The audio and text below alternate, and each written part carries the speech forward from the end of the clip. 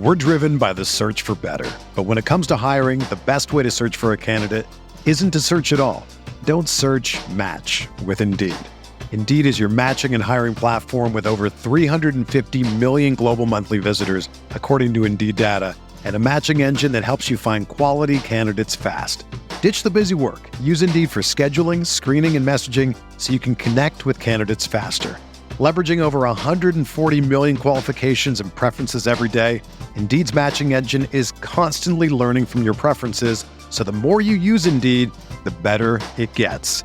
Join more than 3.5 million businesses worldwide that use Indeed to hire great talent fast. And listeners of this show will get a $75 sponsored job credit to get your jobs more visibility at Indeed.com/Blue Wire.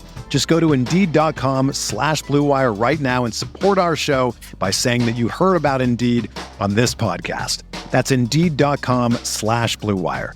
Terms and conditions apply. Need to hire? You need Indeed.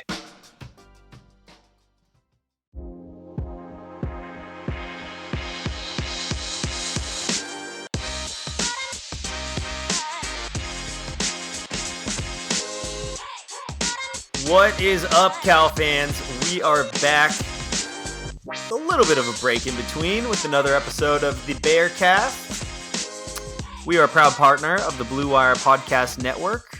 My name is Andy. I am your co-host. Alongside me is Rob, fresh off a Cal basketball game. Tell me, my friend, and I'm sure nothing possibly could have gone wrong. How did it go? We lost. At UC San Diego. So we've lost to UC San Diego twice, and we lost to UC Davis once in the last 2 years. Powerhouse programs, though, I must say. Yeah, I believe the stat Avi pulled up is we are now 4-30 in road games under Fox. 4-30. Let me pull up. Let me. I just want to make sure. Okay, so let me pull up the stat. 4-30 on the road in the Mark Fox era. I can't genuinely remember a time where football and basketball have been In both sync? like in the cellar like this. Yeah. And I still believe that Wilcox will right this ship. That's fixable. Basketball is not. Basketball they need to clean house yesterday. There's no way Mark Fox should have been even coaching this season. And then now you have all these dumb quotes on record as, so silly. If you don't know what Andy's talking about, go to the Cal Bears YouTube page and rewatch Mark Fox's pressers after the Davis game and then after the Kansas State game, where he talks about like Kansas State being like we could have scheduled a bye game, but we didn't. And yeah, it's not good. Well, the problem with Mark is we're just calling him by his first name now. We're just on first name basis. Yeah, we're on a first name basis. Okay.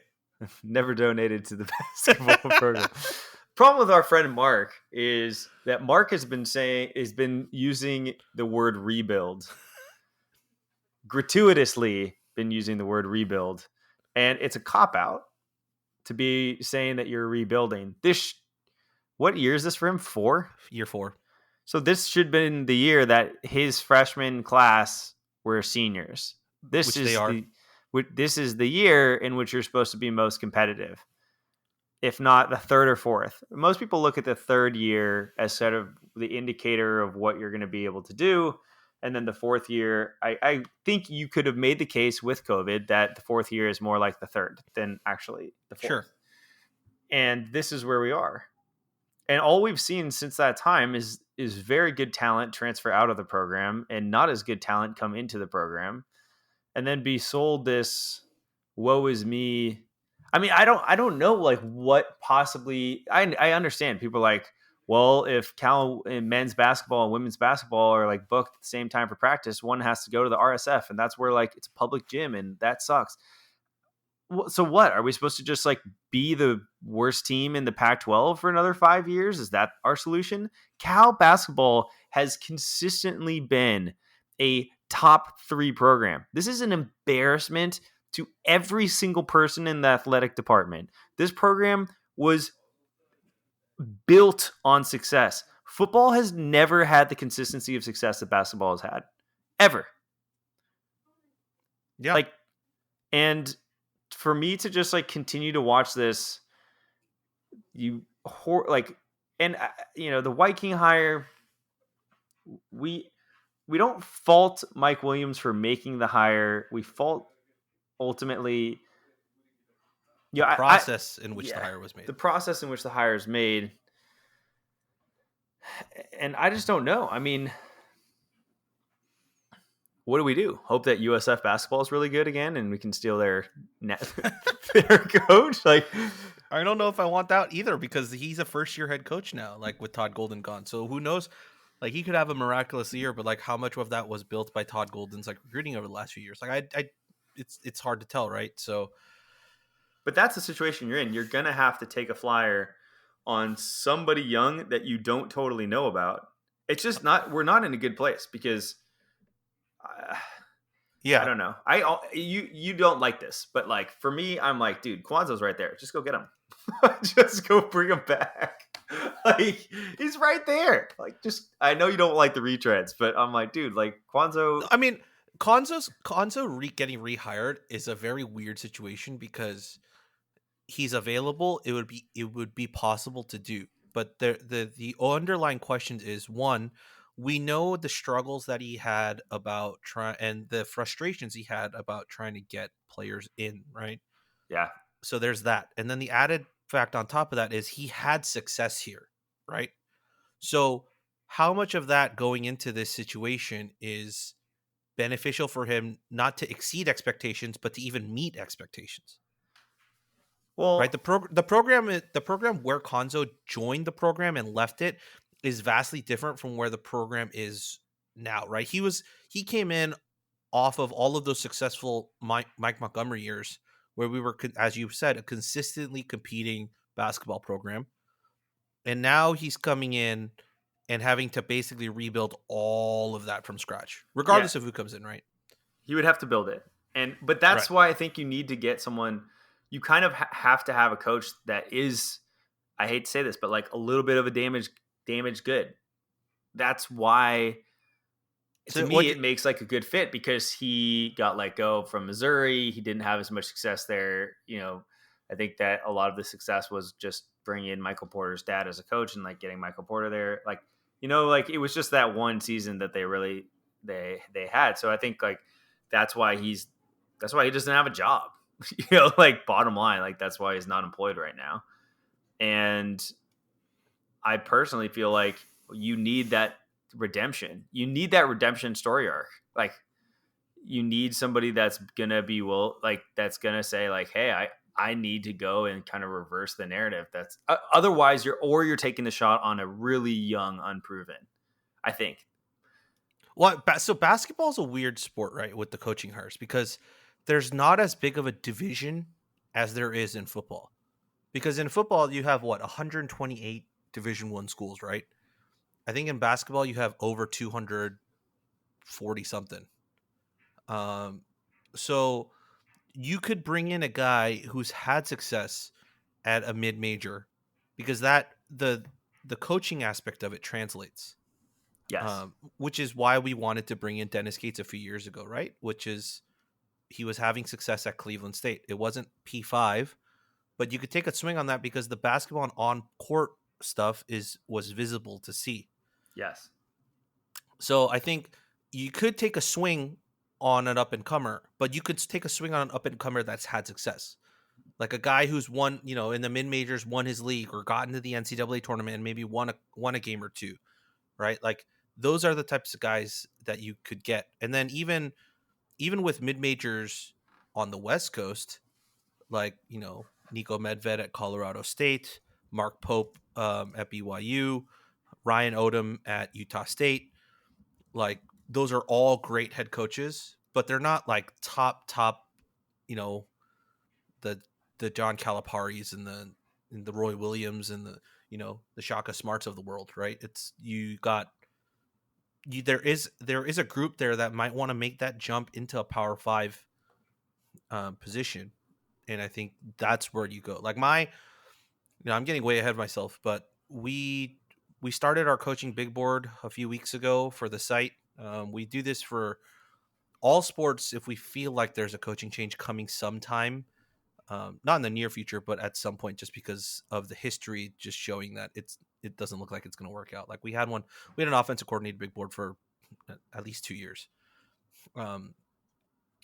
But yeah, so in regards to that, like who I've picked so far, and I don't want to spoil anything because we're gonna have a deeper dive once Fox is let go and we're looking at a new head coach. But my top selection right now probably is Ryan Odom, who's at Utah State. He was, if you don't know his name, he was the head coach of UMBC when they went on that run when they beat the number 1 seed as a 16 seed.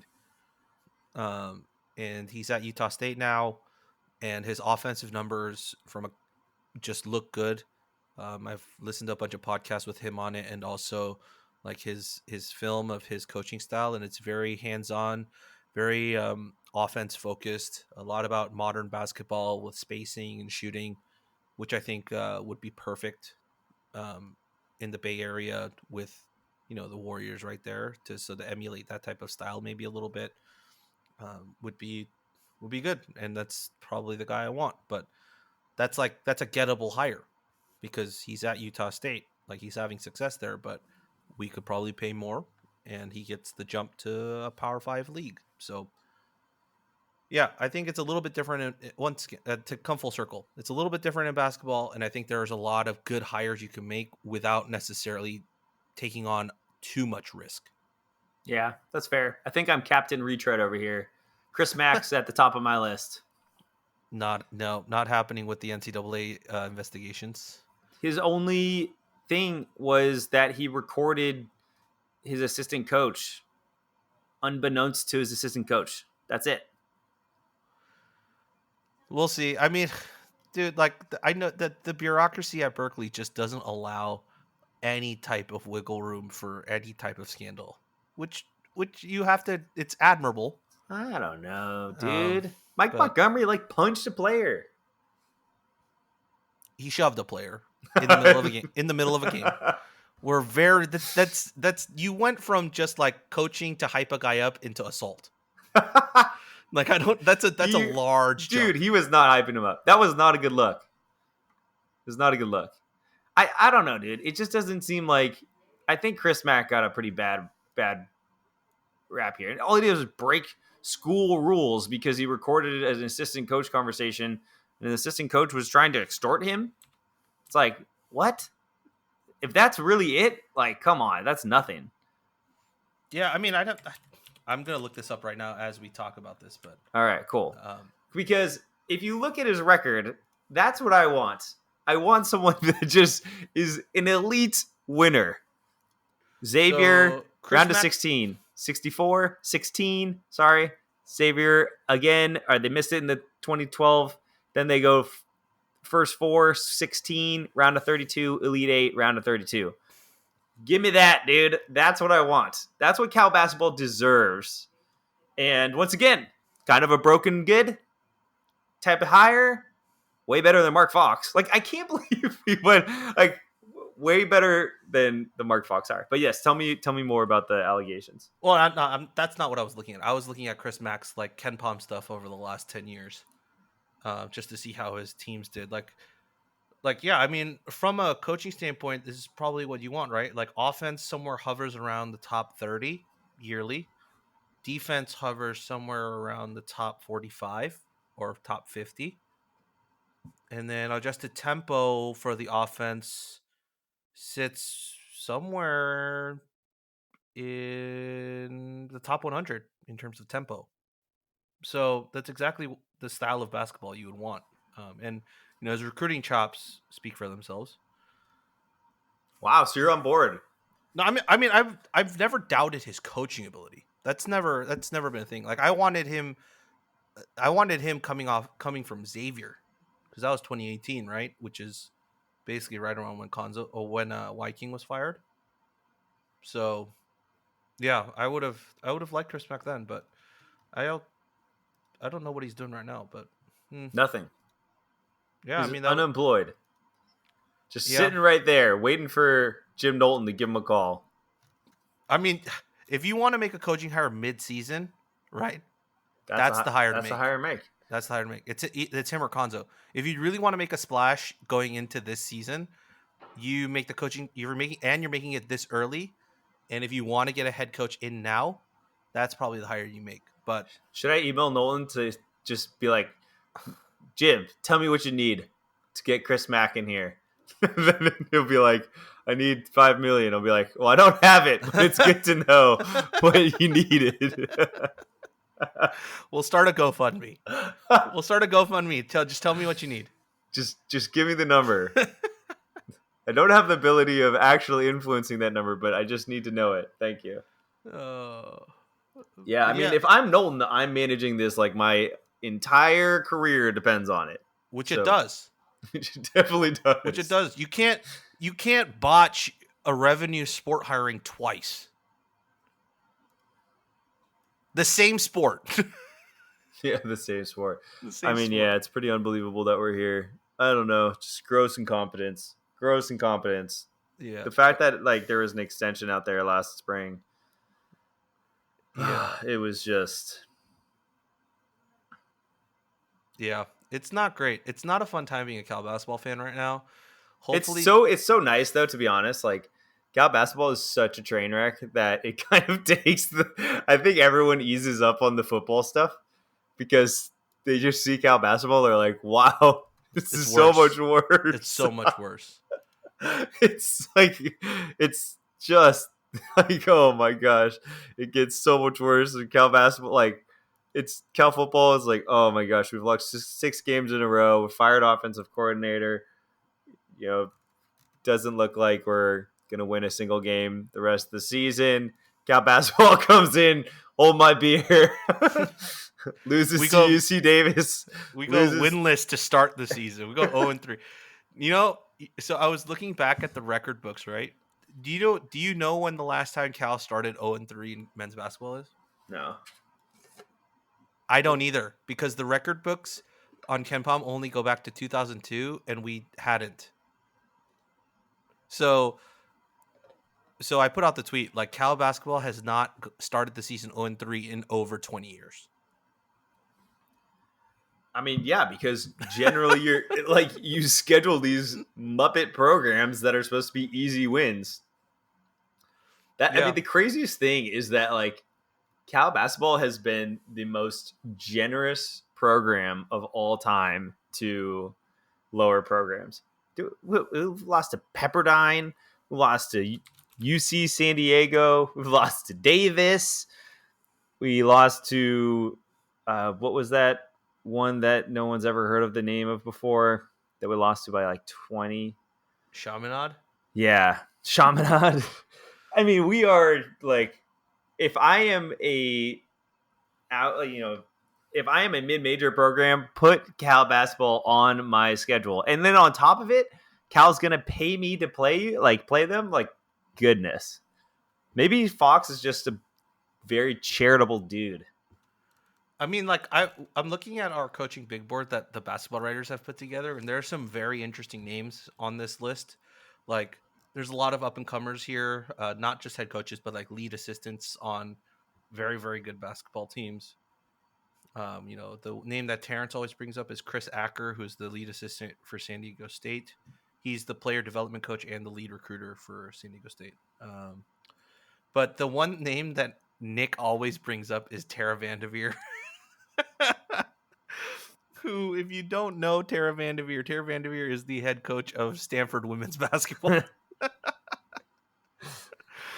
So his whole thing is, why not take one of the greatest women's basketball coaches of all time and make her the first women men's basketball collegiate Power 5 coach in its history. In so doing, taking down Stanford's women's basketball team. It's actually really smart. I don't think she'd ever do it. I mean, she's coming towards the end of her career, so she's probably just finishes out at Stanford. But it would be hilarious if she was ambitious enough to want to take on that chance. It's always a no unless you ask. Well, I mean, do we know if Knowlton would even ask is the question, right? Who knows? Yeah, We don't that's know the it. bigger question. We don't know. All right. I'm putting a moratorium. Yeah. That's the end of the Cal basketball talk. Well, at least for today. We might be back here. If coaching changes happen, then we might be back here in a week. I don't think he's going to get fired. I think he possibly could. Cal hasn't started 0-3 in over 20 years. I think the donors are not going to be happy with the performance against UC Davis. But anyways, I'll craft the email. Yeah. Moving on. What are we talking about next? To our vastly more successful football team. Recently. Despite not winning any games, our vastly more successful football team had a couple of games. First, we had the game at SC, which I'm going to sum up very quickly because we didn't have a chance to record due to some scheduling conflicts on my side. The SC game was, I think, a blowout in disguise. Wow. Okay, that's a hot take. And the comeback that made it close, I think it's one of those things where, the benefit is I've had 2 weeks here. So I've seen the Oregon State game and, I've seen the SC game. And I think if you look at the Oregon State game and then you look at the SC game, I think SC kind of eased up. And that allowed Cal to come back. And then, we've seen this offense do well when it can protect. And so it's not surprising to kind of see the success that the offense had in that scenario, but it just still never felt all that close to me. It kind of did, but it still kind of felt like a 14-point game. It still sort of felt like, I don't think it came ever closer than 7. If I remember that correctly. I think Wilcox had a chance to go. He went for 2 to bring it within 6, right? Yeah. And he brought it within 7 with the 2-point conversion. It wasn't 6? I believe it was 6. 7. I don't know. I think it was 6. I think it was like an interesting decision on that part, so that if they had gotten the ball back, they were going to go down the field to win the game with a touchdown. Oh, you might be right. Yeah. Because they could have gone for 2 twice. Is basically what the math was. So, yes, exactly. If you don't get it, they go for 2 twice. Yes. Yeah. Yeah. Sorry. So it was within 6. I just didn't get. It just sort of felt like one of those things where you're down 20-7. I think I'm remembering that correctly. I'm just it's been a couple weeks here, but it's 28-7. It's a blowout. And you came back, but it's too little, too late. You're down 28-7. So I don't know, man. The SC game for me was it was hard to draw a lot of confidence from that game, and yet I still had it. But I would love to get your thoughts before I kind of transition here into the Oregon State game. The SC game, I don't think you're totally in the wrong to say that it was like a game in disguise because we have now witnessed the Oregon State game. I think in the moment I would have probably said, you're crazy. I think this shows that there is talent on this roster to make enough plays to be competitive. I think that statement still holds true regardless of Hell yeah. SC letting up or not. The fact that they still came back, almost completed the comeback, and actually made SC sweat basically the second half of the game was a huge moment. But I mean, we're gonna switch over to the Oregon State game, and not to get ahead of myself, but spoiler alert, they didn't build off that at all. And then my other hot take is the Oregon State game was closer than it appeared. You are just full of opposites today, aren't you? Just good Lord. You're directing me into topics that I was not expecting at all. the Oregon State game, or when we watch these press conferences after, and Wilcox is like talking about, it's just one or two plays. It's just these guys making these plays, and if they don't make the play, like, so the total landscape of the game changes. And I think he's right to a degree. Usually, the offense is inept, and therefore you can't really count on it. So it's hard to kind of buy into this idea that you were just one play away when realistically you can't count on it. So it's like, if you had the one play, like if I give you $100 and I said you could keep your $100 or you could bet it on Cal's offense to get a 10-yard first down. And if you get the 10-yard first down, I'll give you $200. If you're listening to this, you can legitimately hear the wheels turning in Andy's brain trying to make this analogy work. 100%. It's like slowing down. I'm like, how much money would it be? Yeah, what would the line be? You'd keep the $100. Okay. Right? That's my point. You everyone in this scenario, I don't know what number would go to, depends on your risk tolerance. But I think up to $300-$400, like, so if I said, okay, you're gonna give me $100, you're gonna get $400. If they get a 10-yard first down, I don't know, man. I'm taking the 100. I'm just gonna say that. I'm taking the 100. You're right. So when he talks about these plays, it's kind of like, well, yeah, but like, do you see what you are working with? It's like, but in this game in particular, it really felt like there was a couple of plays that ended up turning the game. Obviously, the special teams play was huge. Yep. I also thought that J. Mike had a couple of uncharacteristic drops that one of them, Maven. Yeah. Oh, yeah. Maven. And I mean, there were just a couple of drops on offense that, when we scored that defensive touchdown, and then I think we were down 14, and like there was an opportunity to kind of bounce back. And like, that's just like one of those things. Like when the momentum swings, like you got to be able to swing it back. Yeah. And I felt like they had the opportunity to swing it back and they didn't. And there's a couple of those plays where it really seemed to kind of like impact the overall outcome. And that's what I think he looks at and just sort of says, like, those plays will frustrate any coach because it's like, it was within your control. You just didn't execute it. But then I think like you step back from it and you're like, yeah, we scored 3 offensive points. And by the way, let's not forget, we lost to Colorado, who's like the worst team in college football.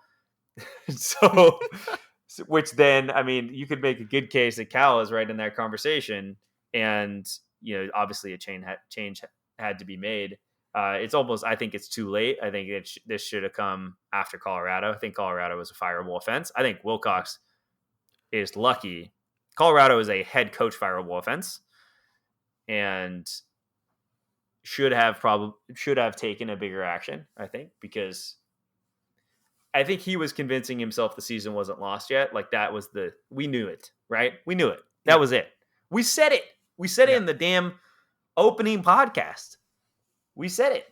If they go 3-3, it's like the early schedule mattered this year more than the last few seasons. Yeah, you could not lose to Colorado, regardless of where you were in the standings. In no way could you lose that game. Mm-hmm. And you had to go 4-2.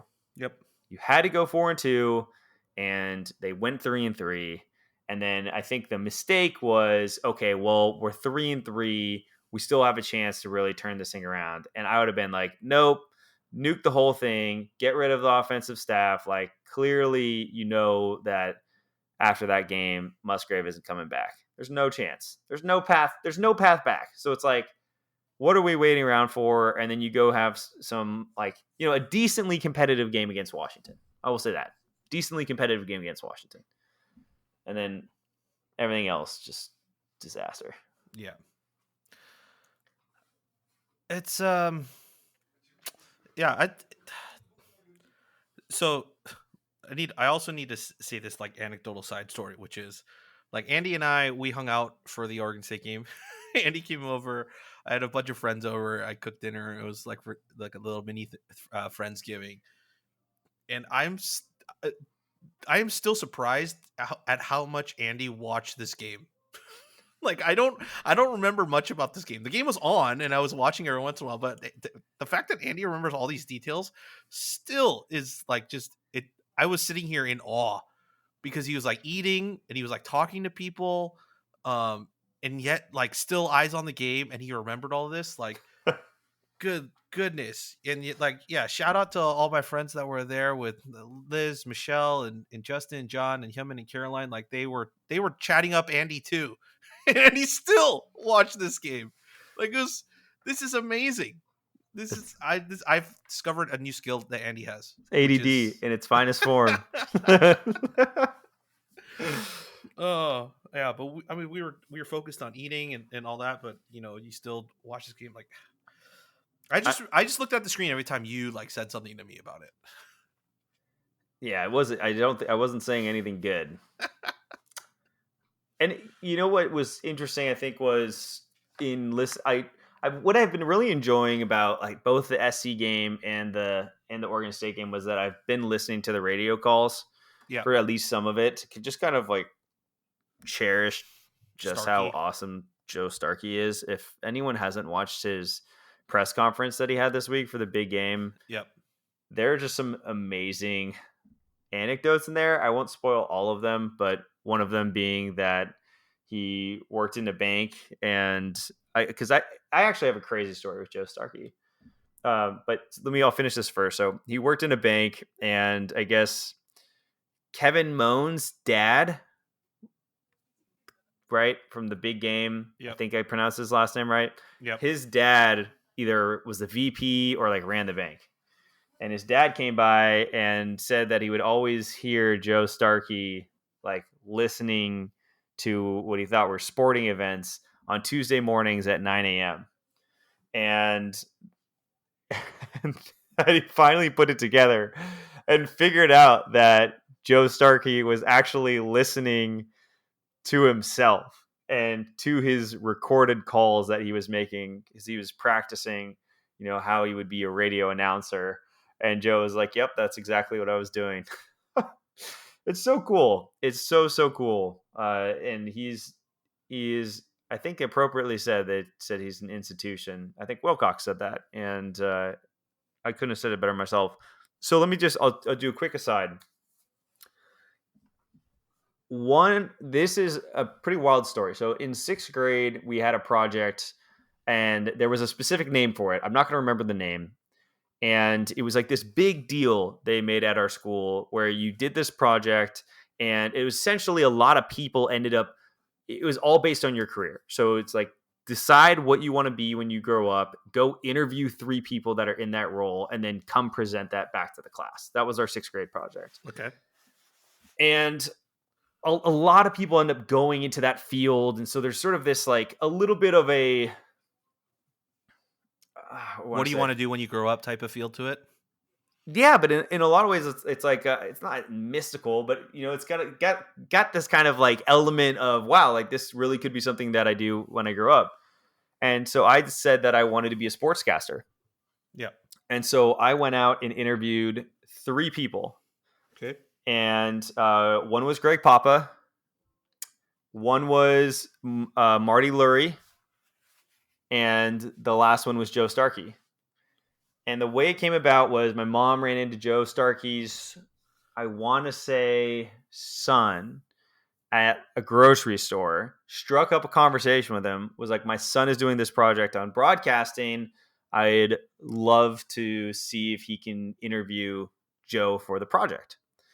And sure enough, like Joe was, you know, got in touch. He's like, I'd be happy to do it. Schedule time. I mean, keep in mind, dude, like at this point in time, like Joe Starkey is the voice of the Niners, the voice of Cal football. He's everywhere. Like he's a big deal. Yep. And, you know, even like Greg Papa is actually probably better known now than he was at the time. And Marty Lurie was just kind of doing like post-game A stuff. Like Joe Starkey was like a big deal. And so I talked with him, And he told me this entire story about like how he was a banker and how he would practice all the time and record himself all the time and listen to how he sounded and then go back and listen to radio broadcasts and just consistently work on his craft because he knew that's what he wanted to do. And just to kind of like have this moment now, sixth grade for me was what, 03? No, is that right? No. That was 01. 01. So we're 21 years later. 21 years later, I'm in the press box this season with Joe Starkey, and I get to go up to him and say, congratulations on your retirement. Super excited for you. And he was great. Like, hope we have a great season. And I was going to tell him the story, but I didn't have the chance to tell him the story, which is, here I am 21 years later, invested in Cal football, co-hosting a podcast and sportscasting. It's pretty crazy. And so I just have like this tremendous amount of respect for him, for his career, for the kindness that he showed me as a 12-year-old, and ultimately for what he has meant for this program. And for me, for so many years, just growing up and like hearing his voice. His voice is synonymous with Cal football for me. I will never be able to hear. It's still weird for me to hear Pawlowski a little bit. It's like, and so I know there's people out there that aren't a fan and say, I've heard some of it and I hate it. I don't hate many things in life. I hate that. I hate it. Just this man is a legend and deserves all the respect. And this last big game, I think, is going to be a super special one. So I hope the team's fired up because, this is, I think, going to be an emotional moment, not only just for like Joe, obviously, but I think for a lot of fans because, and I don't know, like KGO, like for me, KGO was synonymous with Cal football on Saturdays, and now KGO is some betting station. Yep.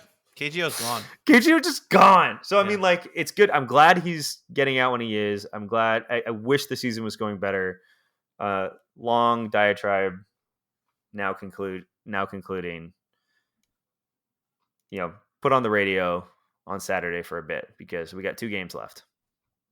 How can you not be romantic about college football? We're driven by the search for better. But when it comes to hiring, the best way to search for a candidate isn't to search at all. Don't search, match with Indeed. Indeed is your matching and hiring platform with over 350 million global monthly visitors, according to Indeed data, and a matching engine that helps you find quality candidates fast. Ditch the busy work. Use Indeed for scheduling, screening, and messaging so you can connect with candidates faster. Leveraging over 140 million qualifications and preferences every day, Indeed's matching engine is constantly learning from your preferences, so the more you use Indeed, the better it gets. Join more than 3.5 million businesses worldwide that use Indeed to hire great talent fast. And listeners of this show will get a $75 sponsored job credit to get your jobs more visibility at Indeed.com/Blue Wire. Just go to Indeed.com/Blue Wire right now and support our show by saying that you heard about Indeed on this podcast. That's Indeed.com/Blue Wire. Terms and conditions apply. Need to hire? You need Indeed. Seriously, 48 years. 48! And like, what he said at his press conference today? He's like, yeah. He's like, you leave too early or you stay too long. And he's like, I can't decide where I'm at on that. I was like, Joe, like, you've been doing this for 48 years, bro. You're definitely on the side of doing it too long. Like, not that like in a negative way, but like you've been doing it for 48 years. I do wish he filled out 50 though. Like, how cool would that have been? I think he could have. If he filled out 50, he would have ended on 2025. Right? No, 2024. 2024, not 2024. He would have ended as the year as we rang in the 2025 year, right? Would have been cool. But I mean, But regardless, yeah, if it's 48 not years. already called the Joe Starkey broadcast booth, it will be Very soon. And yeah, 40. I just can't. I mean, 48 years is a number. Usually, you hear like 20, and you're like, "Wow, that's incredible! What a career!" It's like 30. You're like, "What 30?" Yeah. And then they're like, "Okay, like 40-year career, like 40 years, 40 years." 4 decades. And so 48 is I'm gonna ruin the whole press conference. All right, so go watch it. It's up on YouTube. It's so good. Yeah. And then also let me just like hat tip. Like I know I have this reputation as being an optimist, especially for Wilcox, but like seriously, for anyone that is just maybe down on the program right now, can you just please go watch this press conference today? Because the dude is seriously all class. And at least he's an excellent representative of this university. I could not be more proud to have a football coach that has the awareness, that has the eloquency when speaking, and really understands just. And it's so funny. Like he understands how to answer questions, and you can just tell the questions that he's tired of. Yeah. The perfect example of that was like he was just giving these brilliant answers on like Joe Starkey and the relationship they built in like how much he's meant to the program and all of these things and the significance of the big game. And it was just so cool to see that because you and I are used to seeing him just like furious. Yeah. And then it was like I know who it was. I'm not going to say their name, but it was a rivals guy who came in and was like, all right, so like one more question. Yeah, Justin, like curious, like on the offense, and like he just gets pissed. And he just gives this like angry, like boilerplate answer. And I often wonder if it's just like, do you just get so tired of answering the same questions over and over again? And then you just have somebody come in and ask you something different. You're like, wow, what a breath of fresh air. Like, is it on us to ask better questions? It 100% is. Like, Absolutely. Do you think, now let me throw this one your way. Do you think his press conferences would be nicer if we asked more bizarre or less commonly asked questions? Justin, can you talk about what you had for dinner before this game? Did that have an impact in the way that you were calling the game and the decision to go for it on 4th down? Did the end zone look like a calzone to you? Is that why you really wanted to go for it? Yeah, I'm like trying to think like what would be like. So it'd be like, yeah, so you handed the ball off and Jay Knight got on that play on that. Can you walk us through that play where he got 1 yard on the run to the left? I mean, like we get the opportunity to interact with Justin, off the field beyond just the presser. And I mean, I don't think there's a single person that would say he's like not interesting or not fun or not a good person off the field when he takes off the coaching hat. I think you and I are in the same boat of we know how much of a stand-up person he is, which is why we would love to see him succeed on the football field. And that's why I think a few of us are still on the we want Wilcox to work.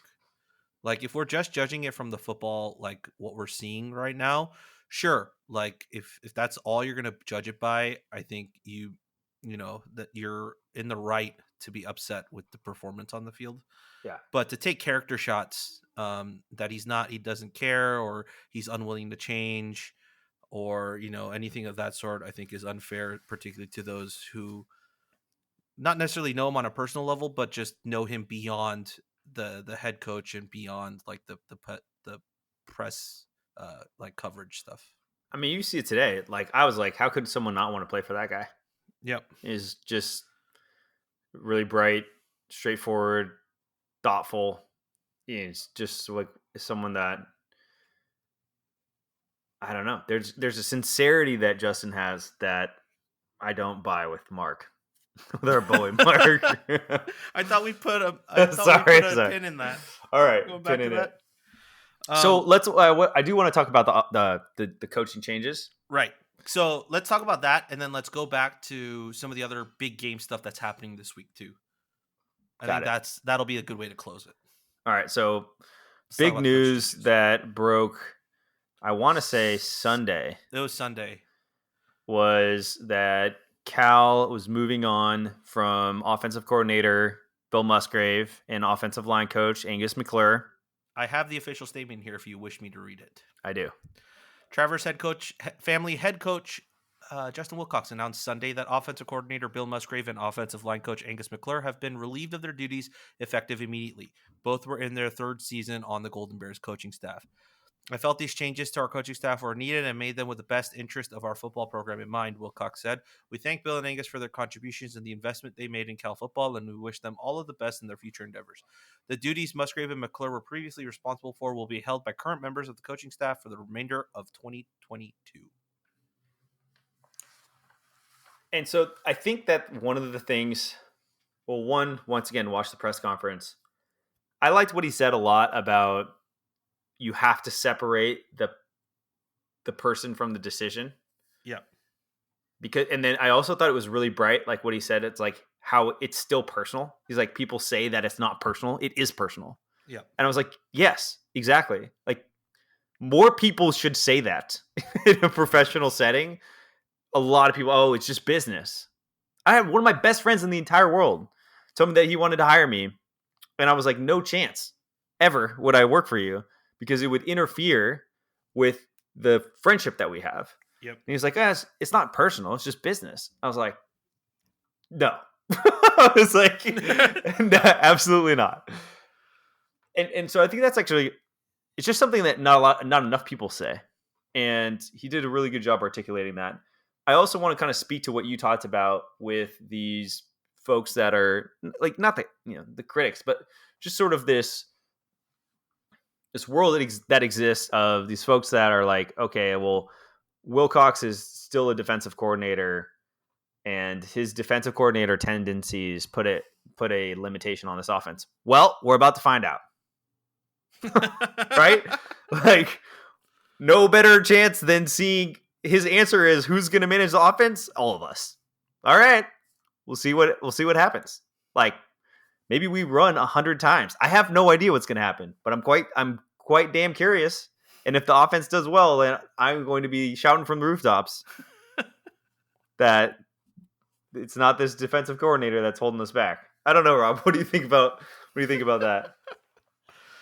I mean, look, so I'm going to be the realist here, right? There's a couple caveats that have to go with what you just said. First thing is you're not okay. And to speak to the people that are like, well, this, like he should have done this earlier or whatever.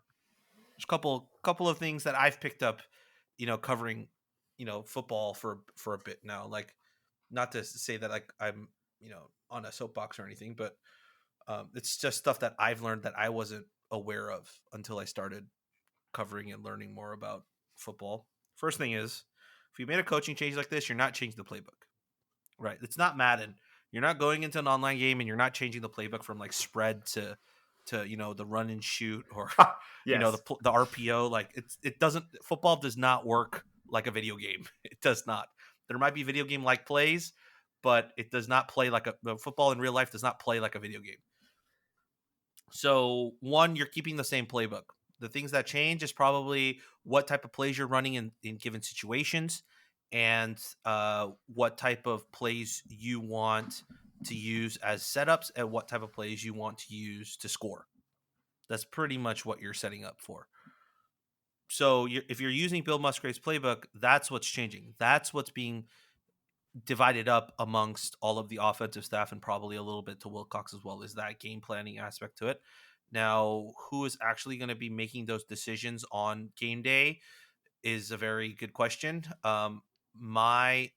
Just reading the tea leaves on how he said it'll be divided amongst everything, and knowing Wilcox's coaching style of being aware of situations and what he wants and telling his coordinators in advance what he wants to do in certain situations. If it's like go for it on fourth down or what happens if we get the first down here, so on, things like that. I would assume this is how the structure goes. Wilcox is going to call for, like, um, we need to get a first down here, or let's take a shot at the end zone, right? If that's via a run play, he'll probably ask Aristotle Thompson to call the play. If it's a pass play, probably Jeep to call the play. And then all the other big notions, I think they'll just leave up probably to Jeep, because he has 1 year of OC experience. So that's probably how I assume the coaching like roles change for not just the week but on game day. So with that, so that's the first part about that. So that's how I think the structure will change. I have no inside information on this whatsoever. It's just purely my understanding of what I think might happen. And then the second part about all of that is the players aren't changing any of their skill sets. So you're going to be using whatever you have, whether that's the offensive line, the wide receivers, the running backs, the fullbacks, the tight ends. Now the question just becomes, who becomes the focal part of your offense? That is now something that they can pick and choose, right? Yep. I think it's probably going to be the pass game. The Stanford defensive line is decimated with injuries. The Stanford cornerbacks are decimated with injuries. I think that's the play to make. I think you run a lot of pistol. You run a lot of shotgun. You don't go under center. You spread them out, and you just let the wide receivers run rampant. Wow, that's like the exact opposite of what I was expecting to see. That's what I would do. I would think that they would go heavy run and try to replicate their success that they had against Arizona, which was dictated by the success on the ground to open up more of the pass game. But I would think that you would maybe see this split go to like, we've been like 50-50 this year, right? Like, yeah. And then all of a sudden we've been like way more pass dominant too. Yeah. I would expect that to regress, but not in a bad way. I think we'll have more success running the football. But I would hope to see more like 2 running back sets and stuff like that. Yep. But I think your point's right about like you can't just be like, we're gonna run this spread spread offense now that like our offensive coordinator's gone. But you can certainly dictate like the distribution. Yeah. Yeah. I mean, I think so. Once again, this is the whole thing of what you were alluding to earlier, right? Is it's curious because we have no idea what they're going to look like. Like we could come out, win the ball, or lose the toss or win the toss, want the ball, and then just throw a 60-yard bomb to start the game. Like we could also just run our usual draw play, or like run off the left, and that would also be surprising. Like it'd be surprising because we're reverting to the same thing. Like we just honestly, we have no idea whatsoever about. And I think I saw an SF Chronicle article where they asked David Shaw about this, and I think they're in like DEFCON 4 right now too, because we fired our offensive coordinator. They have no idea what tendencies or who to look at. Yeah, like so maybe we get the advantage that Colorado had against us. Yeah, maybe you get that element of surprise. And you get the players fired up because it's a big game. It's a big game. It's a big game. But I mean, so we have a lot of questions heading into this offseason because look, he fired Bill Musgrave and he fired Angus McClure. He's not firing Bill Musgrave and Angus McClure if he doesn't know he's coming back at least for another year. Right? Yes. Right? Mostly yes. Like 80% yes. I mean, the timing of it is all what we were talking about over the last few weeks. It's like the same thing we were talking about with when would we see Kai. It's like when we're not bowl eligible. Like that's the timing. The timing of it just kind of feels like it, right? Where it's a few things have compounded into this. Is one, we lost bowl eligibility last week. 2, recruiting has been mundane to say it nicely. 3, there hasn't been any improvement from the offense or the offensive line over the course of the season so far. Yeah. And 4, it's big game week, and this is a must win to salvage any part of the season. This is it. This is the season. This is it. Yeah. So all of that compounded into, I think Wilcox making the decision to make the change. I think he sees 3-9 with no axe as a fireable offense. Not that it's going to happen, but I think that he saw that writing on the wall and was like, "Yep, can't do that." Yep. So yeah, I think that all compounded into this current situation here, but here we are.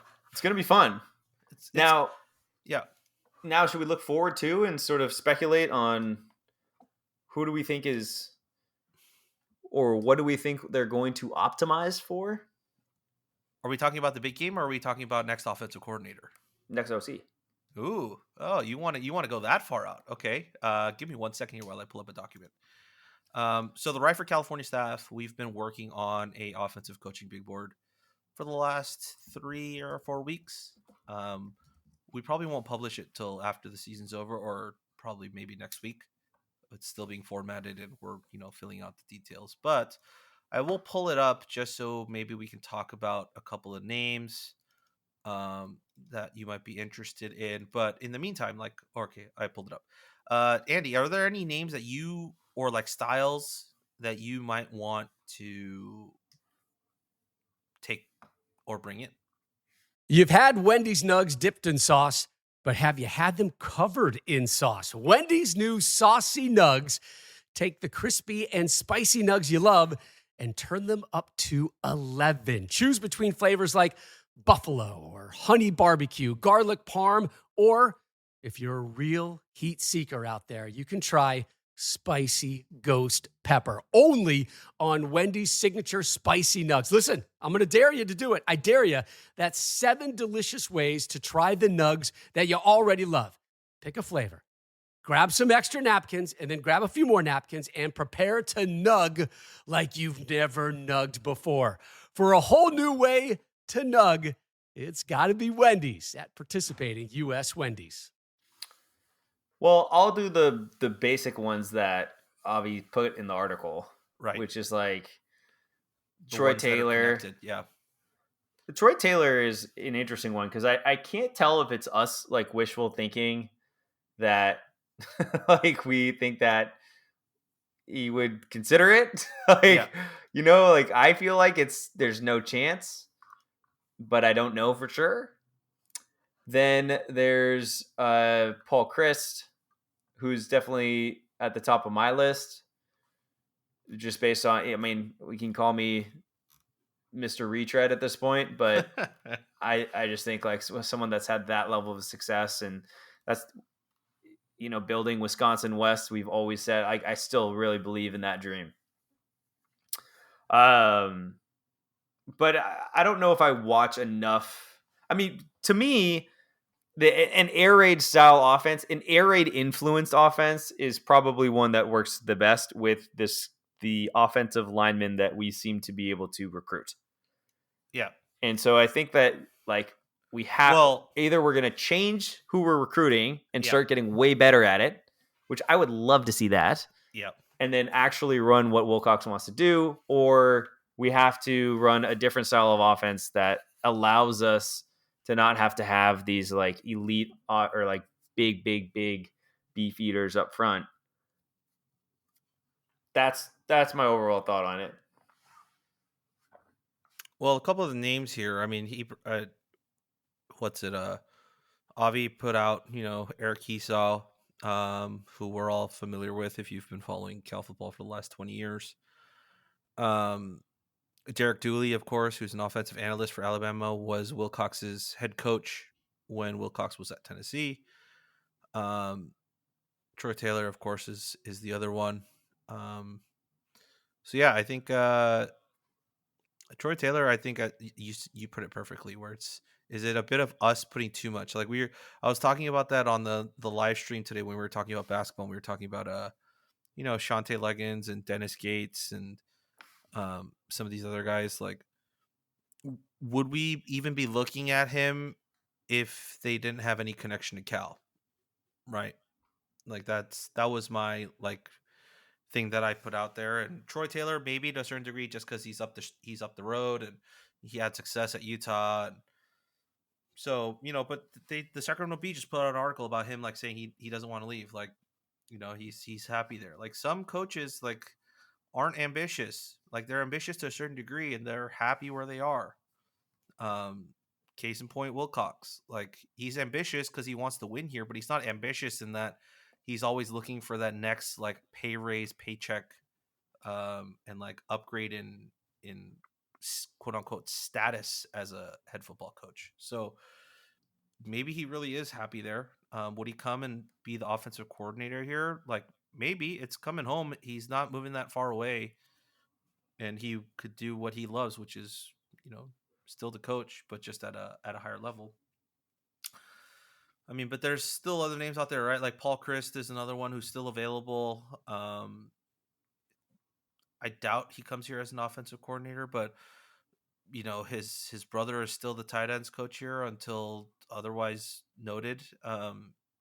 Maybe that's the connection there to bring him in, but I personally want probably an assistant. We're not pulling an OC from any Power 5 school, so we might as well pull like a high recruiting skill position coach from a Power 5 school, right? So like a couple of names that we had on here is Jamarcus Shepard, who's the UW wide receivers coach and passing game coordinator and associate head coach. He could come here, run his own offense. Junior Adams, who's the co-OC and the wide receiver coach at Oregon. He was also at UW. He'd get the OC gig by himself, be a wide receiver and the wide receiver coach. I think the other name that you always brought up is Joe Brady, quarterback's coach. You could probably double his salary-ish, which would get him to what Musgrave was making. Would he want to come back to college football? Who knows? But yeah, and there's there's quite a few other names that we're adding to the list. I mean, Scott Frost is also another one because of the Oregon connection that you could probably bring in as an OC. Who's had I like that success one. I mean, as an I'm OC. I'm a fan of that one actually. But I'm Mr. Retread, so of course I am. Yeah, of course you are.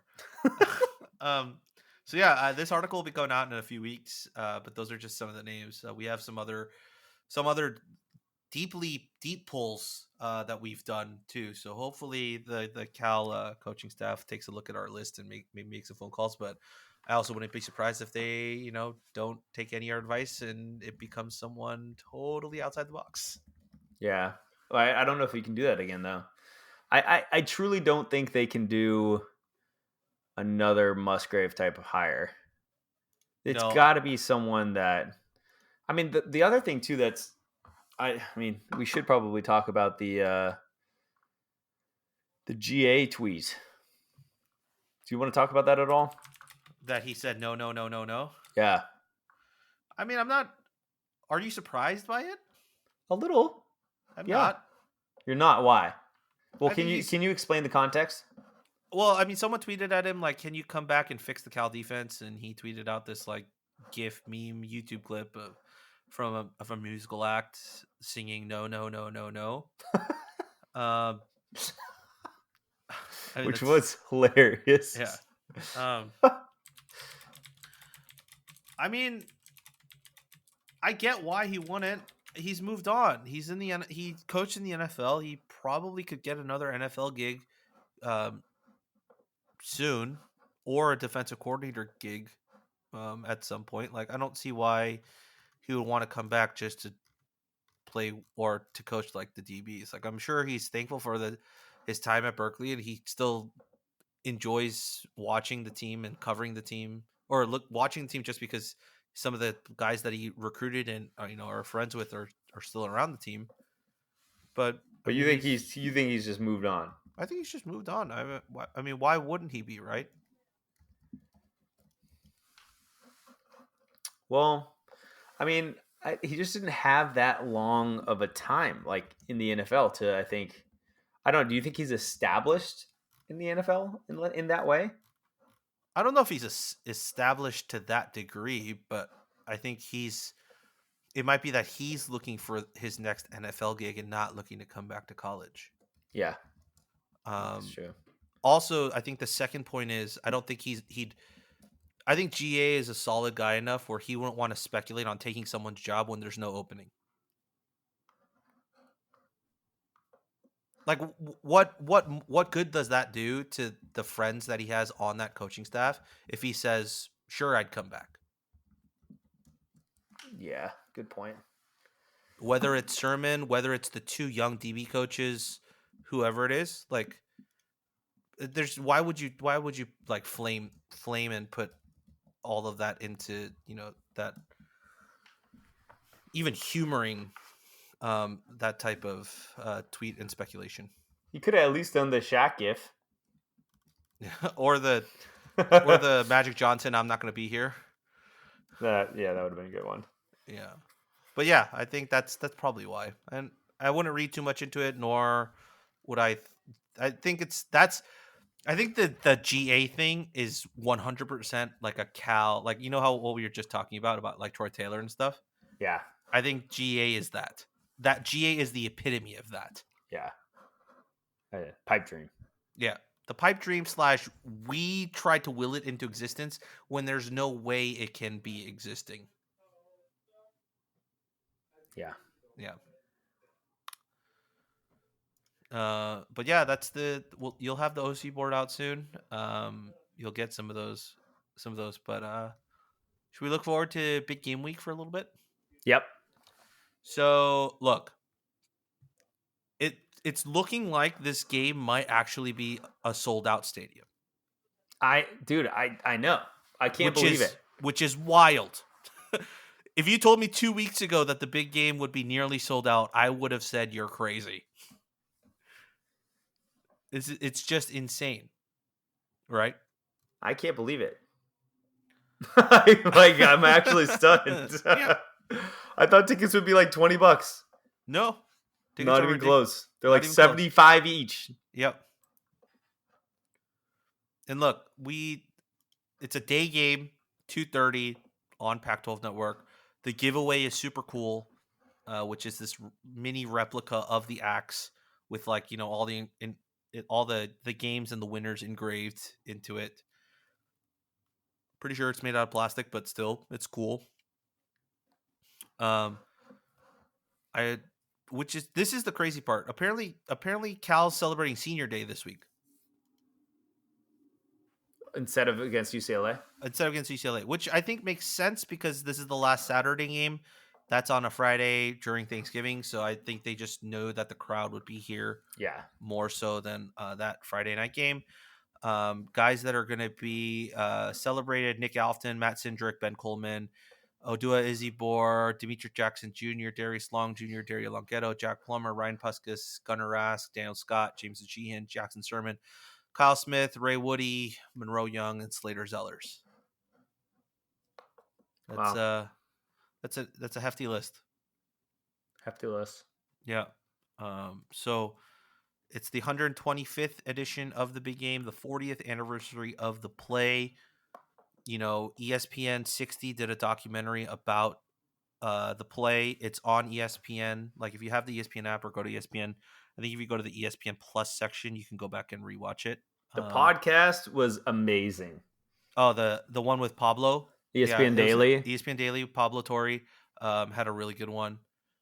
And Jeremy Schaap, right? Yeah. It was really cool because I actually heard about this a few weeks ago, or no, a few months ago. Like, I think during fall camp is when I heard that ESPN was on campus recording people. And I was like, I wonder what that's for. And then it lined up for me once I figured out, like, it's the 40th year of the play and all that. And it's really cool that they debuted it last week. So yeah, I highly recommend everyone go watch it. It's really, really cool. It's really, really well done too. But not only that, today they announced that there will be an unveiling of a statue of Kevin Moen in front of Memorial. What? Yep. Did you not see this? No. I'm gonna is there a chat here? Yeah, I'm gonna put it in the podcast chat. You can click the link. Whoa. Yeah, so it's right outside Memorial, right outside this is amazing. The staircase that leads up to right next to the I House that leads up to gate 4. What? This is so sick. Yeah, so just to read a little bit of the article. The greatest play in in the history of college football will be immortalized outside California Memorial Stadium. Cal Athletics has announced that a statue of Kevin Moen, who scored the touchdown that punctuated the play in the big game in 1982, will be unveiled this weekend along Piedmont Avenue on the south side of the stadium. Fans are invited to join members of the 1982 team at the statue. Will be located at the bottom of the Gate 4 staircase to start the march to victory on Saturday at 12:15 before the Bears' 2:30 kickoff against Stanford.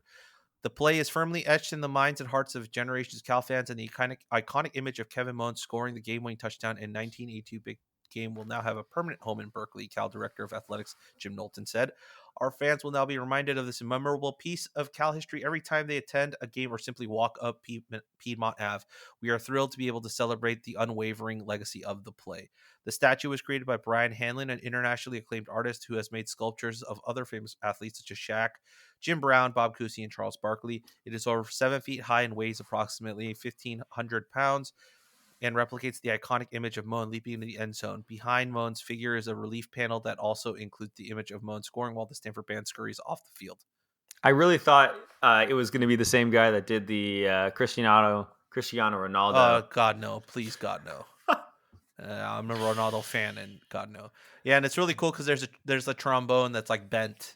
Dude, that's incredible. It looks so good. One of our buddies actually walked by Memorial today. We're recording this Tuesday. The section that the statue is at, it's taped off. It's like there's a huge box basically around it, so no one can see it. And then it'll be unveiled on Saturday. Damn, that's incredible. What a good move. That's actually pretty cool that you didn't know about this, and I got your reaction really raw on the air. Yeah, I'm stoked. I can see why tickets are selling so well. I got to get on it. Yeah. I mean, but look, just to help you guys out who are listening to this, there's a few events happening all throughout Big Game Week. So this is Tuesday. We're recording right now, so I won't read Monday or Tuesdays, but Wednesday at noon, there's the big sale at the Yacht Club in San Francisco. At noon, there's also the tree chopping rally at Sproul. 7 p.m. women's basketball plays Idaho. I highly recommend you go. The women's team is ridiculously fun to watch. On Thursday, there's a volleyball game against Arizona at 7 p.m. And then the night rally, which starts at Bulls Hall, runs through campus in the city of Berkeley, and ends at Unit 3, starts at 8. And then Friday, the night before, the noon rally at Sproul Plaza, of course, at noon. Men's basketball plays Southern at 6 p.m. And then also the big game rally at the Greek Theater starts at 6 p.m. And then, of course, Saturday, which is the game, the 125th big game tailgate is as at the Student Union. And Sproul rally begins at 1 and the game kicking off at 2:30. Incredible. Lots of stuff. But how just to wrap up, how stoked are you for this big game, knowing that it might be a sold out crowd?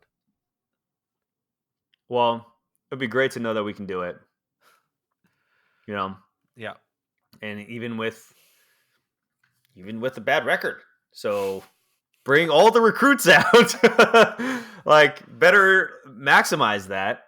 I'm pretty fired up. I think it's going to be a great time. It's going to be super fun.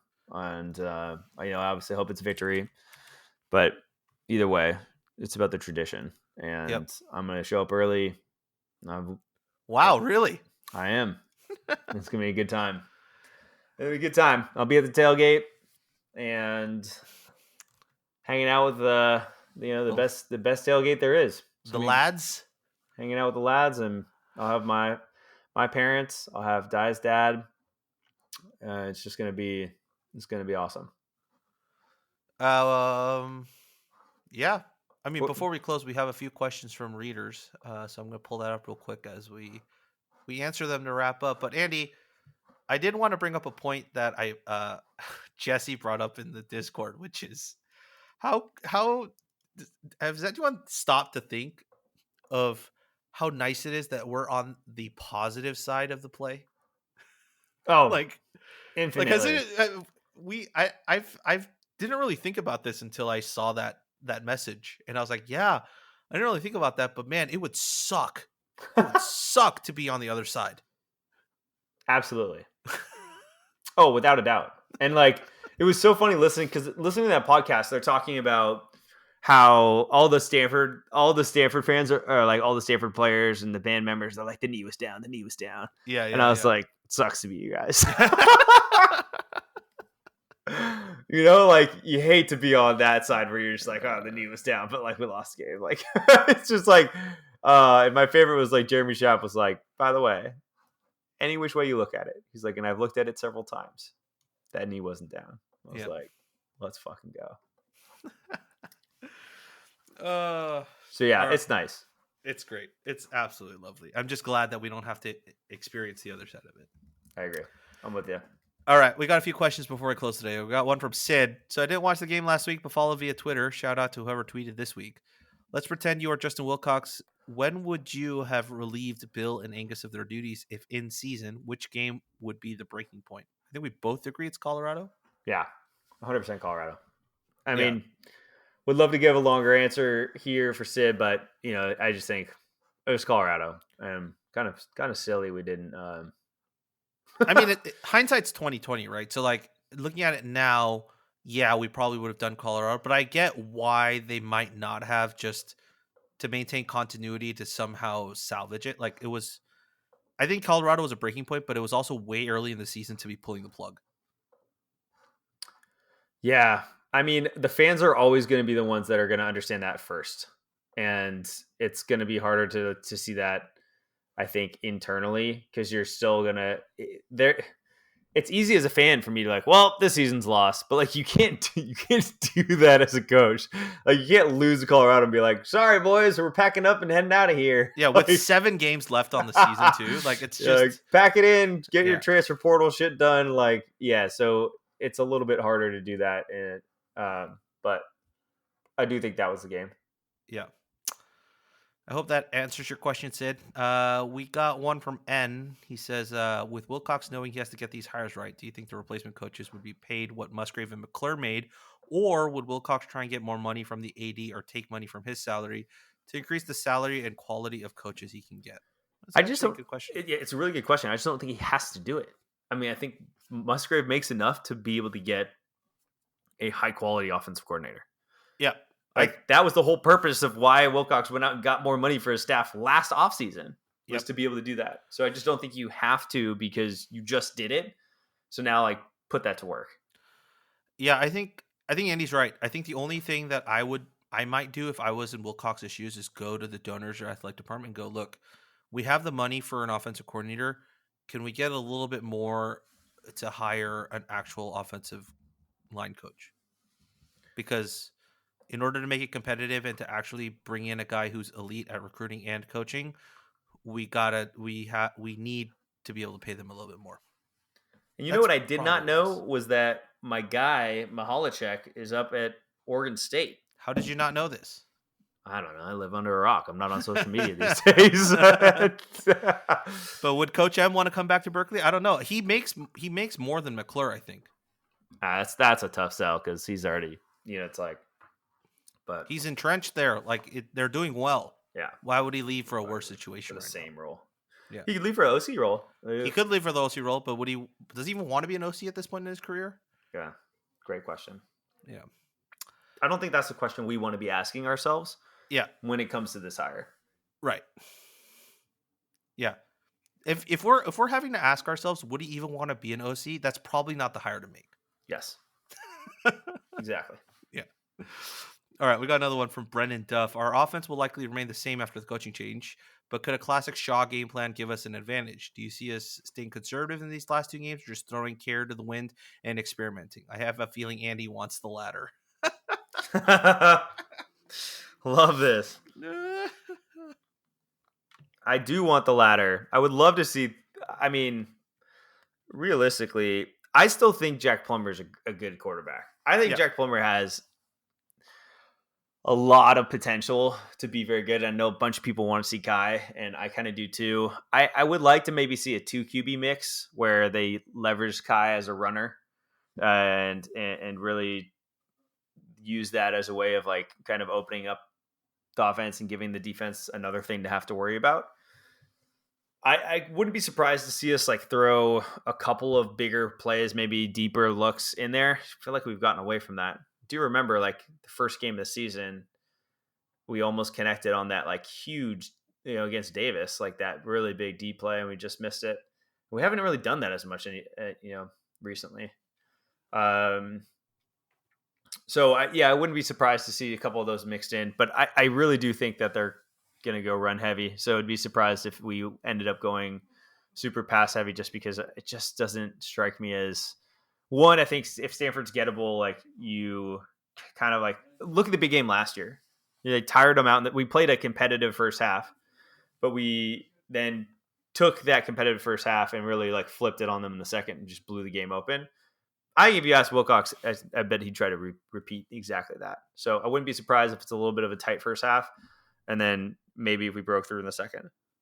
Yeah, I mean, we talked about this a little bit. I think my take on it is basically Andy's approach. It's just a different answer. I think what they might do is they might throw some passes early just to see if the pass protection holds against this decimated defensive line of Stanford's.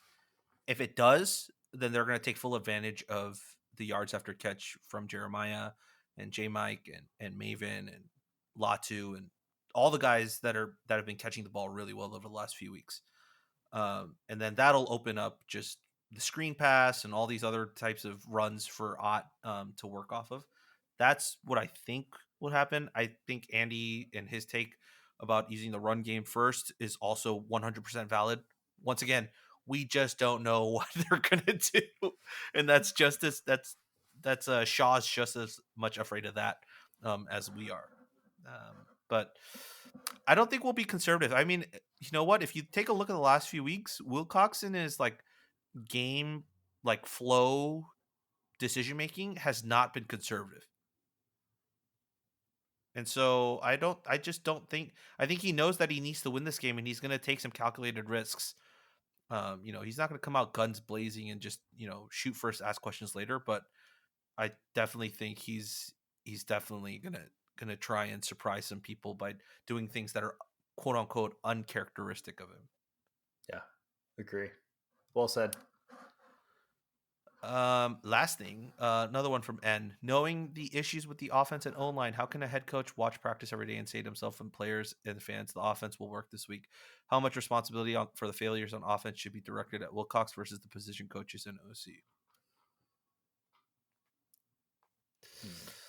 That's a tough question. How much?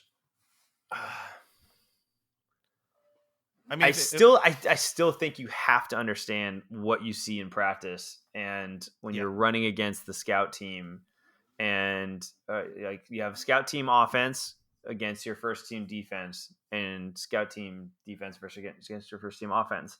If you don't have anyone that's representing a good defensive line and a good offensive line, then both sides are going to look fine, and so things are going to work just fine in practice. Yeah. Like practice probably looks pretty good, if I were to guess. Practice, they probably do things well. Like, I mean, look at what Wilcox said after Colorado. He's like, we practiced great. We probably had some of the hardest practices that we've had during the bye week. And what happened? It's like, it's just two different things. And, really, you're not going to go see something in practice where like everything is failing, because then you would have made the decision way earlier. It was super easy to spot. Be like, okay, well, this is clearly broken. Let's go fix it. But that's what makes it hard. That's why you see Wilcox so pissed off every single week, is because it clearly showcases its potential in practice and then is not manifesting itself in success in the game. And so I think it's like, how do you solve that last part? How do you bridge that gap? That's the only thing I'd be focused on if I was Wilcox. How do we get from solid practices to executing at this level during the game? Yeah, I think just to add on to what Andy says, I know for a lot of fans, and even for me too, like before I started to become more like realist and rational, and after I like the workings of how a football team works, like let's say you had fired Musgrave and stuff after the Colorado game, like nothing really changes, to be fair, for this year. Right? Like this isn't a week to week change that should have been made. This is you should have maybe have made the change before the off season or before the season started. Like if you really thought that this offense wasn't going to do well, but they thought it was, and they're playing with it every single week. Like even if they had fired Musgrave just like this week and what we were talking about earlier, you're with the same playbook. You're not installing a new offense mid-season. So that offense is going to be what it is. And the issue right now, I think from my analysis isn't the actual execution of the plays, right? Or the success rate of the plays, but it's more so when certain plays are being called and that in itself being unsuccessful because of the situation those play calls are in. So, it's like you call a zone like cutter when they're playing man. Like that's just, it's not that the play doesn't work. It's that you called the wrong play for the given situation. That's the issues we've been having. So I think maybe whoever is calling the offensive plays or whatever they decide to do, yeah, maybe that works for the next couple of weeks. But there's going to be some long, hard, like Zen sessions for Wilcox to figure out. All right, we went with like a little bit of a spread offense style the first time with Baldwin. We went with this pro style West Coast offense with Musgrave. Like, what really works in college football, and am I okay with it going in that direction? Like, am I going to be able to manage the game with my like managing style and decision making style with that style of offense? But that's for the offseason, right? So I think the failures of the offense game per game probably is on the offensive coordinator, particularly over this season. But in its trajectory, like the head coach needs to pull the plug, which at a certain point, which he decided to do this week, and he explained in his post-game conference or his weekly presser. Yeah, I thought that was well said. I agree. I think you and I are on the same page with this one. Yep. And it'll be, I hope that maybe, the optimist in me is like, hey, by making this decision a little bit earlier, maybe we get a head start on the coaching hire. And I do think some people have been right. Like, you get a little bit of a head start, try to get somebody in here so that there's not an exodus of players through the portal, and can hit the ground running on recruiting earlier and those type of things. Yep. As you said, we're on the same page about this. I hope that's a good enough answer. Well, I think it is. I support it. Big game week. Today's Tuesday. We're just a few days away. And it really is. I hope everybody come out to the tailgate, say hi. Lower Dwinell, more than welcome to come say hi. Tell us how we're wrong. Have I told you this story? There was a couple of weeks ago where some dude showed up and they were like, "Is this the tailgate?" But like no one knew who he was, and we were all trying to figure out like how he like came. Like, was it via Twitter or like, like who told him to show up here? So if you do come to say hi, like let us know. Like, don't like just awkwardly like stand there or anything like that. If you notice me or Andy or any of the other guys on Twitter, like come up, say hello, like tell us who you like, how you found us or what your username is on the site or on Twitter and whatnot, and we'd be happy to talk to you. It was just a really strange like tailgate that day of like just us trying to figure out like, who is this guy? Like, this how poor did he guy, find Rob. us? This poor guy. Come back. If you're out there, come back. You're welcome. You're welcome here. Don't let Rob. You are just it was just, we were just trying to figure out, and it was like they didn't really tell us like where or how they had known about it. So just like tell us. We're more than accommodating, or more than happy to have people. It's just it was just the way it was the entire like circumstance was just was very unnatural, basically. That's funny. Yeah. I mean, come say hi. It's a nice group. Yeah. I've met almost everybody there through just talking. And bus number 2. And Bus 2. The legendary Bus 2. The legend of Bus 2 will never die. All right. Go get the axe. It's time to get the axe. We need the axe. Time to keep the axe home. We need to keep it home. The axe is home, so we better keep it home. Keep it home. All right. Well, that wraps it up for us here on the Golden Bear Cast. Once again, you can find us on Twitter at Golden Bear Cast. You can email us, goldenbearcast@gmail.com. You can find all the written stuff at writeforcalifornia.com, where if you are a subscriber and a reader of Write for California, we were just notified by Substack that we are a Substack bestseller. How crazy is that? Thank you for your support and thank you for reading our articles. So, wow. Please go ahead and go and read. We have a bunch of new content coming out this week. And, of course, with the offensive coordinator stuff and potentially maybe even basketball head coach stuff, there's going to be a lot more there to talk about. But in the meantime, that's it for us. And, as always, go Bears. Go Bears. Beat Stanford. Give 'em the axe.